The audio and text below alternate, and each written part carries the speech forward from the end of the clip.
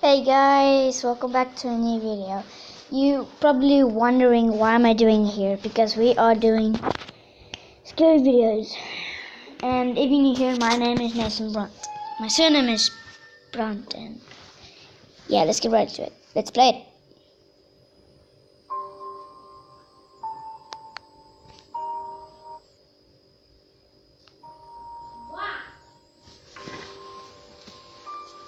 Have you ever visited Edinburgh?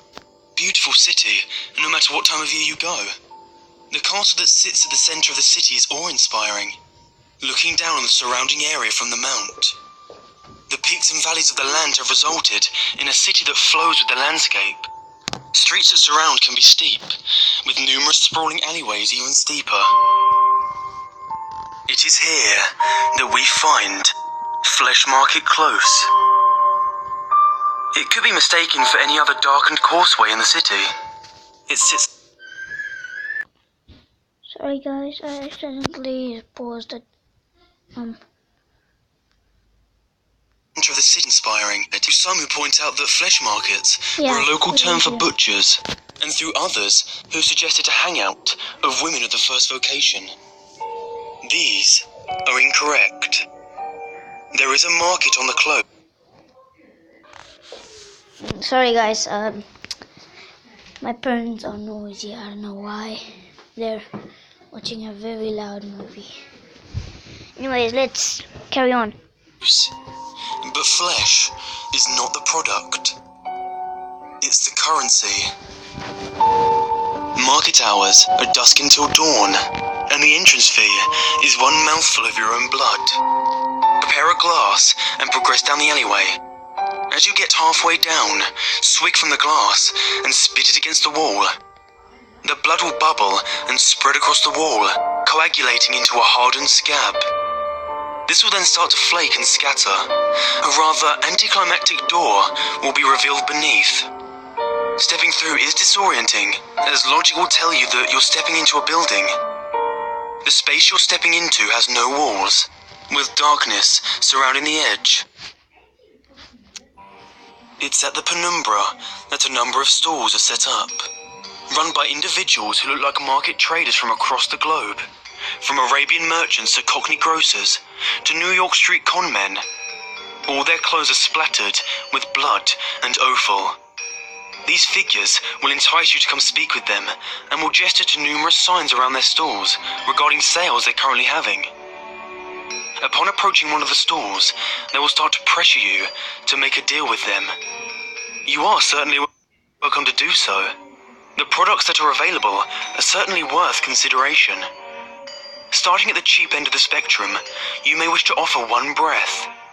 A lungful will net you the knowledge of the weather for the next day. In itself, a rather pointless purchase in the age of smartphones and the Met Office, but I just need to check something out again. Okay, everything is right. to go invaluable. Taking this offer will result in the seller reaching out with his hand flattened, then quickly grasping it into a fist. Okay. The air will literally be stolen from your lungs and cause a few moments of gasping as you catch your breath. Are you attached to your fingers? How attached? I mean, do you reckon you could do without your little finger? This sale will provide you instant forgiveness from any one person you desire for any wrongs you may have encroached against them. Agreeing to this one will cause the trader to grin and shout, "One Yubasumi special coming right up." They will lunge forward and grab your wrist, pinning it to the table. Don't resist, because no one likes a tough sell. A flash of steel and you'll be minus one digit. Just remember, you can only pay twice. Now, make no mistake, it will hurt. There will probably be a lot of blood, and if you don't take care of the wound, it may even get infected.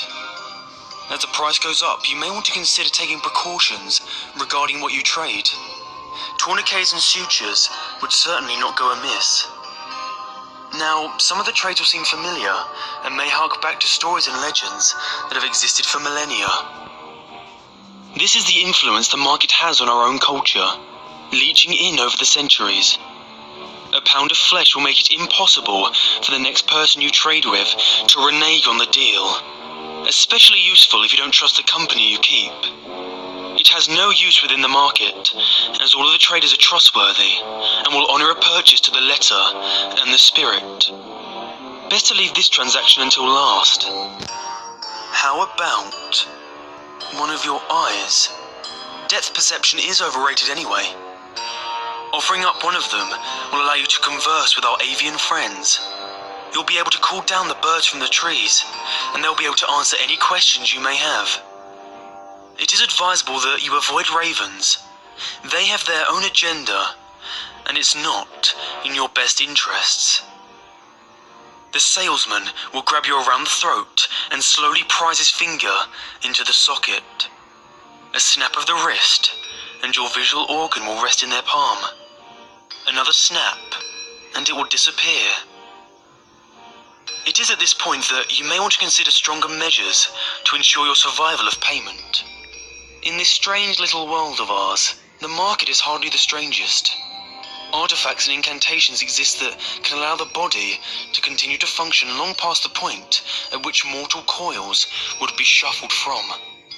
One or two can be picked up here, but few are willing to live without their sexual organs. It seems eternity is that little bit colder without the ability to get your rocks off. I'm not going to go into details as to how they're taken. Suffice to say, it is unpleasant and messy. At this point, the price has become a little more vital. What would you take for your stomach? In this deal, it would merit you the ability to understand the desires of anyone you talk to. Whilst you converse with them, your mind will be filled with the images of that which they covet the most. This would provide a significant advantage to any budding salesman, and the deal has been taken up by several of the stallholders themselves. Some may argue that such a gift would be more poetically suited to the heart. That vascular muscle, however, is a part of an altogether different deal.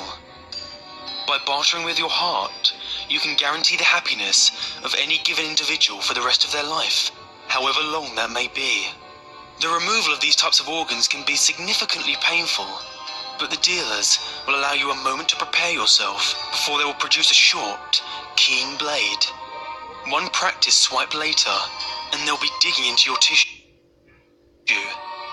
They have unerring accuracy, and a level of cleanliness that rivals any surgeon. Now, it is acknowledged in some places that once a deal has been sealed, a buyer may have second thoughts and may want to back out. This is not one of those places. Most of the contract is left unspoken, but you are expected to have done your research. The buyout clauses are a killer. Sorry guys, that was my sister. Is the tablet, is it right? Is the tablet fixed? Well, that was rude. While most of the body can be put on the table, there are limitations. The fact of the matter is that the brain is the seat of sentience and cannot be fully placed in. I say fully. There was one individual who offered to lobotomize the part of the brain that holds memory as a part of the deal. The problem is, he cannot remember what it is he received in return. I hear he suffered night terrors for the rest of his days. Now, at this point, I offer a warning. Up until now, I have detailed the price list for your own body parts. Whatever you do not attempt to purchase anything in the market with organs of another. Every figure in the market will stop and stare at you, and the one you attempted to defraud will scream. That is not yours to trade. Whatever it is you have tried to barter with, that body part will be taken from you as punishment. A very literal eye for an eye. Despite whatever theological perspectives you may hold, Offering your own soul will elicit the same result. There have been many theories postulated for this response, but the honest answer is we just don't know. The market has been trading in blood and bone for as long as civilization has existed. Though the entrance has moved from city to city, many have visited and shook hands with the butchers, though not quite as many got those hands back. A smart man would wonder how it is these individuals are capable of honouring the deals they broker. A smarter man would ask himself why his body parts are of such high value in this economy. Just understand that it is supply and demand. As long as there are fools willing to supply, you shouldn't need to concern yourself with who is doing the demanding.